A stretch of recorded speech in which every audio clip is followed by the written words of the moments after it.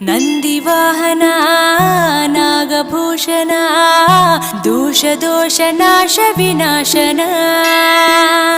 ಸೃಷ್ಟಿಕಾರಣ ನಷ್ಟಹಾರಣ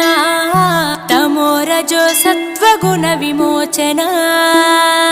మాఘమాసమున కృష్ణపక్షమున చతుర్దశి నడి జామురాతిరిన మహాలింగమే ఉద్భవించెనట బ్రహ్మ విష్ణువుల అహం అనిగెనట సృష్టికి మూలం నీవని తెలిసి సాగిలబడి నీ మహిమకు మొక్కే అదే మహాశివరాత్రి వెలిసెనట